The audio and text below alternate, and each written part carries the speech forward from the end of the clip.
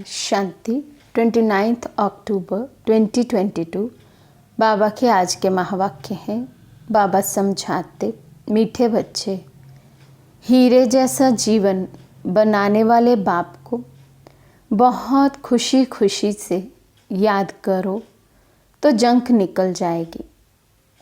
हीरे जैसे जीवन बनाने वाले बाबा हैं, कल्प बाद मिले हैं। बाबा कहते मिलने की कितनी खुशी होनी चाहिए। खुशी से बाबा को हर समय याद करना चाहिए तो हमारी जंग निकल जाए।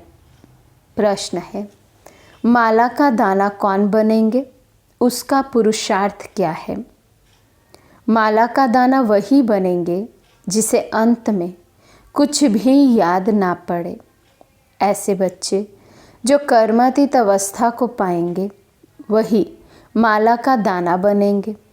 कोई बहुत धनवान है, अनेक कारखाने आदि हैं, तो वे सब भूलना पड़े। किसी में भी ममत्व ना रहे, मेरा मेरा ना हो। बस ये भाई आत्मा है, यही रूहानी कनेक्शन है और कोई कनेक्शन नहीं। ऐसे रूहानी कनेक्शन रखने वाले, सब कुछ भूलने वाले बच्चे ही माला में आ सकते हैं। तो बाबा कहते माला का दाना वही बनेंगे जिन्हें अंत में सिवाय एक बाबा के कोई और याद नहीं आए। तो बाबा कहते मेरा मेरा कुछ भी अंदर में नहीं रहे, किसी भी वस्तु, व्यक्ति, वैभव से ममत्व ना हो। एक सिर्फ रूहानी कनेक्शन हो, सभी भाई भाई आत्माएं हैं।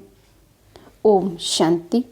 रूहानी बाप रूहानी बच्चों को समझाते हैं, ये तो ज़रूर पक्का निश्चय हो गया होगा कि हम आत्मा हैं और परमात्मा बाप के बच्चे हैं, तो सभी ब्रदर्स ही हैं। ब्रदर्स को बाप ने डायरेक्शन दिया है कि मुझ पतित पावन बाप को याद करो। तो याद करते हो या बुद्धि का योग कहाँ और जगह भटकता है? बाबा पूछ रहे हैं आज कि बाबा ने तो ऑर्डर दिया है कि सिर्फ एक बाबा की याद में रहना है। बाबा कहते तो रहते हैं बच्चे बाबा की याद में, या बुद्धि इधर उधर भटकती है? माया भटकाएगी ज़रूर, ना चाहते हुए भी तुम्हारी बुद्धि कहाँ ना कहाँ भागती रहेगी। बच्चों के अंदर चलना चाहिए कि बाबा ने हमको सृष्टि चक्र का ज्ञान दिया, 84 जन्मों की कहानी पढ़ाई है। ये 84 का चक्र पूरा हुआ है, हम फिर से घर जाते हैं। अनेक बार हम याद की यात्रा से पवित्र बन घर गए हैं। तुम्हारी बुद्धि में आता है कि हम सब भाई भाई हैं, इसमें जिस्म की कोई बात ही नहीं है। तुम जिस्म को याद नहीं करो, सिर्फ हम आत्मा हैं। हम ही पावन सतो प्रधान थे, अब पतित बने हैं। तो हीरे जैसा जीवन बनाने वाले बाप को खुशी से याद करना है, जिससे जंग निकल जाए।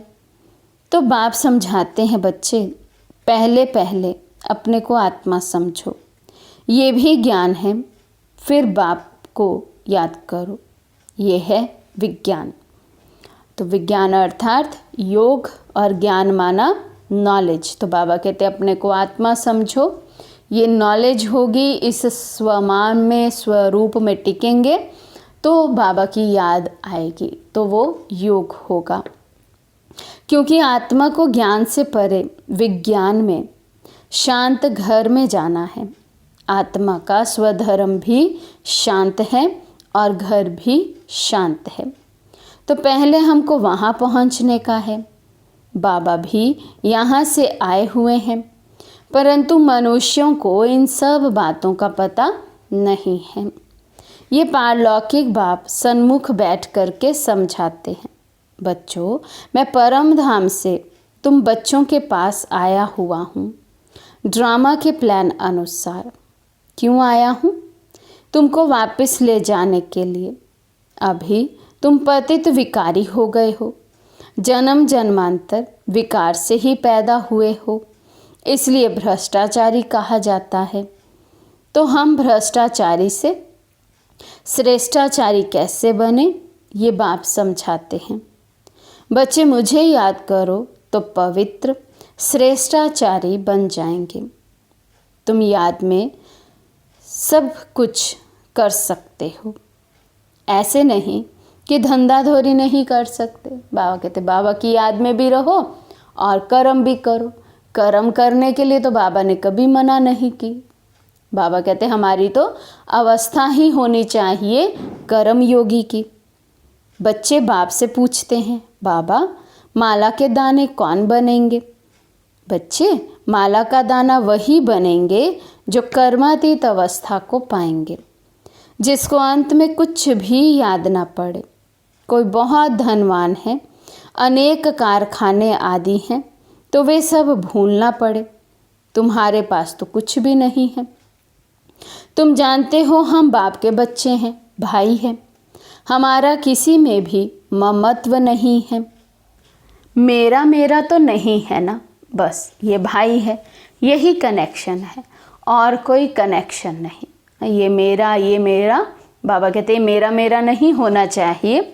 सभी आत्माएं बाबा के बच्चे हैं और हमारा सबसे एक ही कनेक्शन है, रूहानी कनेक्शन।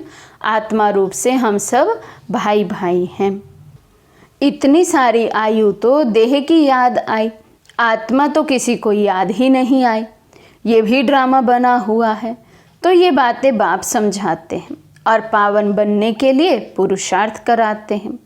बाबा तुम बच्चों को टाइम तो देते हैं, सिर्फ 8 घंटे मुझे याद करो। वे है हद की सर्विस, ये है सारे वर्ल्ड की सर्विस। ज़रूर खाएंगे, पिएंगे, सोएंगे, घूमेंगे, सारा दिन तो कोई याद भी नहीं कर सकते। तुम बरोबर अभी बेहद की सर्विस करते हो। जैसे बाप विचार सागर मंथन करते हैं, ऐसे तुम बच्चों को भी मंथन करना सिखलाते हैं। करन करावनहार है ना, तो तुमको करके ही सिखलाते। ब्रह्मा बाबा हम सबके आगे एग्जाम्पल बने। बाबा ने हर कर्म जो शिव बाबा ने कहा, जो बाबा की श्रीमत मिली, ब्रह्मा बाबा ने करके दिखाया है। बाबा कहते ऐसे ही तुम बच्चों को भी सिखलाता हूँ। पुरुषार्थ करते करते तुम्हारी विजयी माला बन जाएगी। सत्युग त्रेता में जो भी आते हैं वे विजयी होते हैं। फिर सब एक्टर्स इस नाटक में पार्ट बजाने के लिए नंबरवार आते हैं। सब इकट्ठे तो नहीं आ जाएंगे। तुम सभी एक्टर्स के रहने का स्थान ब्रह्मलोक है, वहाँ से यहाँ आकर के शरीर लेते हो। ये सब बातें बहुत सहज हैं जो तुम बच्चों को ही याद रहती है। तुम्हारा घर स्वीट होम, साइलेंस होम है। दूसरा कोई भी अपने घर को नहीं जानते हैं। वे तो कह देते हैं हम लीन हो जाएंगे। जैसे सागर से बुदबुदा निकलता है फिर उसी में समा जाता है, ऐसे हम भी उस ब्रह्म में लीन हो जाते हैं। फिर कह देते हैं जहाँ देखो वहाँ ब्रह्म ही ब्रह्म है। वो ब्रह्म को ही ईश्वर समझते हैं, इसलिए तुम्हारी बातें उनकी बुद्धि में बैठती नहीं हैं। तुम उनको उल्टा समझेंगे, वे तुमको उल्टा समझेंगे, क्योंकि उनका धर्म ही अपना है। परंतु तुम जानते हो हम सभी आत्माएं शांति धाम में ज़रूर जाएंगी। बाकी हर एक आत्मा को अपना अपना पाठ मिला हुआ है। इसको ही तो वंडर कहते हैं। तुम बच्चे अभी कितनी महीनता में जाते हो, आत्मा कितनी छोटी है, कैसे पाठ बजाती है। तो ये ज्ञान जैसे बाप के पास है, वे ज्ञान का सागर है, ऐसे तुम बच्चों के पास भी है। तुम अभी ऐसे ज्ञानवान बनते जाते हो। वे है भक्तिवान, तुम हो ज्ञानवान। भक्तिवान माना रात में रहने वाले और ज्ञानवान माना दिन में रहने वाले। तो ज्ञानी आत्मा को बाबा कहते सारी सृष्टि की समझ आ गई, आदि मध्य अंत की समझ आ गई। और जिन्हें ये समझ नहीं है, अभी भी भक्ति में ही लीन है, बाबा उन्हें भक्तिवान आत्माएं कह रहे हैं। आधा कल्प तुम सुख धाम में रहते हो, आधा कल्प दुख धाम में रहते हो। इसको कहा जाता है दूरांदेशी। तुम्हारी बुद्धि अभी बहुत दूर दूर जाती है। हम आत्मा स्वीट होम ब्रह्मांड के रहने वाले हैं। बाप इस मनुष्य सृष्टि का बीज रूप है, क्योंकि वे नॉलेजफुल हैं, उनको झाड़ की नॉलेज है। तुम अभी शरीर का भान मिटाने के लिए अपने को आत्मा समझते हो, दूसरी कोई भी चीज़ याद ना आए। पूरा आत्म अभिमानी बन जाना है। मैं आत्मा हूँ, मैं आत्मा हूँ, मेरे पास कुछ है ही नहीं जो आत्मा को याद पड़े। गाया जाता है अंतकाल जो जो सिमरे। तो अगर कोई भी चीज़ होगी तो ज़रूरी वे याद आएगी। ये विचार करने की बात है। अगर कुछ भी है, कोई मित्र संबंधी आदि भी है, तो याद आएगा ज़रूर। तुमने तो अपना सब कुछ शिव बाबा को दे दिया, फिर ऐसे नहीं समझो कि ये मेरी चीज़ है। जब बाबा को दे दिया फिर तुमको याद ही क्यों आए? तुम भूल जाओ। अगर वे याद पड़ता रहता है तो वो भी पिछाड़ी में नुकसान कर देगा। अभी तुमको ये सब नई नई बातें मिलती हैं, पुरानी कोई भी चीज़ तुम्हारे पास नहीं है। जैसे पुरानी चीज़ें सब करनी घोर को दे देते ना, ऐसे तुम भी अपना सब कुछ दे देते हो, फिर याद नहीं आना चाहिए। जब दिल से कहा कि मेरा तो एक बाबा, तो बाबा कहते सिवाय बाबा के फिर और कोई बुद्धि में आना नहीं चाहिए। बस यही याद रहे कि मैं आत्मा हूँ, भाई हूँ, बाबा का बच्चा हूँ, मेरे पास कुछ भी है ही नहीं, शरीर भी नहीं है। फिर नई दुनिया में सब नई चीज़ें मिलेंगी, वहाँ तो हीरे जवाहरात के महलों में जाएंगे। तो वे भविष्य की बात हुई। बाबा पूछते हैं, बच्चे तुम क्या बनेंगे? तो बच्चे कहते हैं, बाबा हम तो नारायण बनेंगे। ये तो खुशी की बात हुई ना, परंतु अभी जब कोई भी पुरानी चीज़ याद ना आए तब माला का दाना बनेंगे। 108 की माला तो राजाई की है। मंदिरों में फिर 16,108 की भी माला रखी होती है। तो माला के दाने बहुत ही बनेंगे। जितना जल्दी आएंगे उतना सुख पाएंगे। जो पीछे आते हैं उन्होंने इतना सुख नहीं पाया है, उनके लिए थोड़ा टाइम सुख है तो दुख भी कम ही पाएंगे। तो बाबा कहते हैं, बच्चे ये ख्याल रखो कि पिछाड़ी में कुछ भी याद ना आए। जो अर्पण किया हुआ है वे भी याद नहीं आना चाहिए। बाप कहते हैं, मैं ऐसी कोई चीज़ नहीं लेता हूँ जो रह जावे और उसका वहाँ भर कर देना पड़े, क्योंकि मैं गरीब निवाज हूँ। कई है जो दे कर के फिर जब कोई कारण से भागंती हो जाते हैं तो मांगने लग पड़ते हैं। माया उनको एकदम डस लेती है। नहीं तो कहते हैं चाहे मारो चाहे प्यार करो, ये मस्ताना तुम्हारा दर कभी नहीं छोड़ेगा, कभी नहीं भूलेगा। तुम बच्चे यहाँ नर से नारायण बनने के लिए आए हो, तुम्हें कितना बड़ा वर्षा मिलता है। फिर ये क्यों कहते हो कि हम देते हैं? तुम तो लेते हो ना। कौन कहता है तुम कुछ दो? बाकी कोई एक पैसा भी देंगे तो वहाँ उनके लिए महल बन जाएंगे। जैसे सुदामा ने चावल मुट्ठी दी तो बच्चे सुदामा मिसल दाल चावल ले आते हैं, समझते हैं कि हमको महल मिल जाएंगे। ऐसे बच्चों पर बाप बहुत खुश होते हैं। वाह, इनके नई दुनिया में महल बनने वाले हैं, क्योंकि बहुत प्यार और सद्भावना से ले आते हैं। अहो भाग्य ऐसे बच्चों का, बहुत ऊंचा पद पाएंगे। अभी ड्रामा के प्लान अनुसार बाबा और तुम बच्चों की कदम कदम वही चाल चलती है जो कल्प कल्प चली है। तुम्हारे कदम कदम में पदम है, देवताओं के पैर में पदम दिखाते हैं, तो इसका भी कोई अर्थ होगा ना। अभी तुम्हारी पद्मों की आमदनी होती रहती है। तुम बाबा के पास पद्मा पद्मपति बनने के लिए आते हो, तो तुम इतने महान महान महान भाग्यशाली हो। परंतु उसमें भी फिर नंबरवार पुरुषार्थ अनुसार है। तुम्हारी पुरुषार्थ कल्प कल्प वही ड्रामा के प्लान अनुसार चलती है।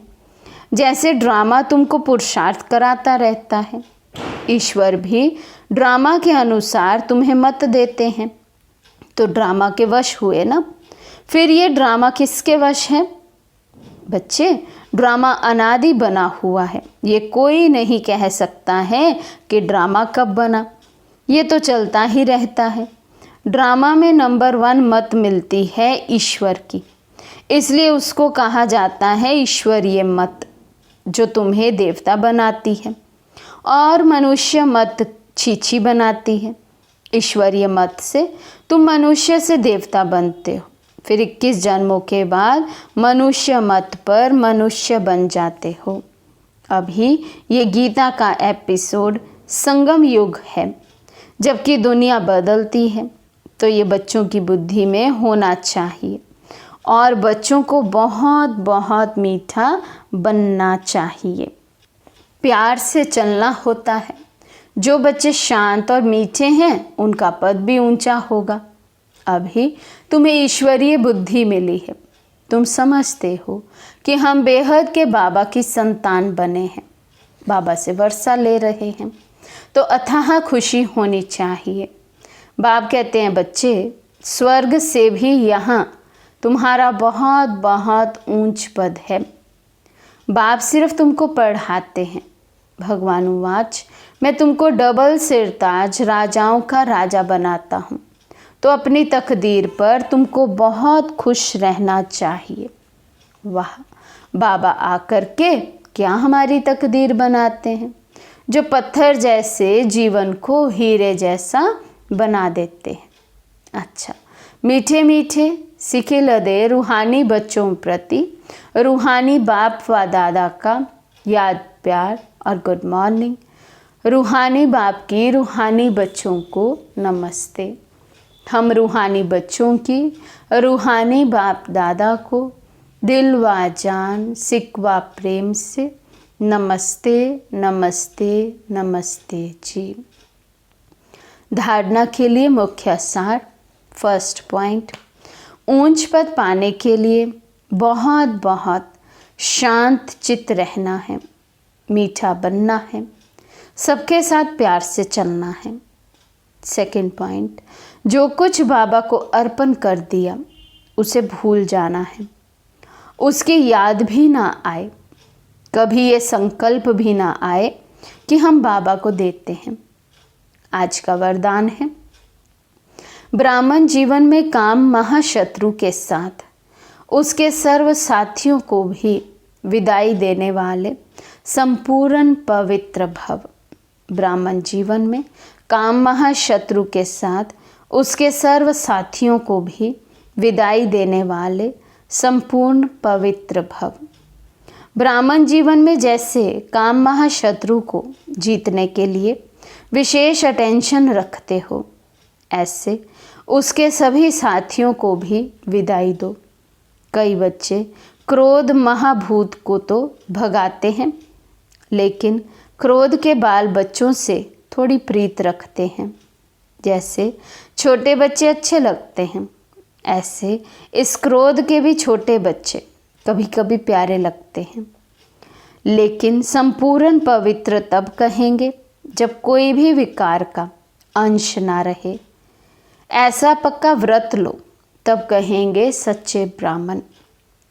स्लोगन है, संगम युग की मौज का अनुभव करना है तो माया की अधीनता से स्वतंत्र रहो। संगम युग की मौज का अनुभव करना है तो माया की अधीनता से स्वतंत्र रहो। अच्छा, ओम शांति।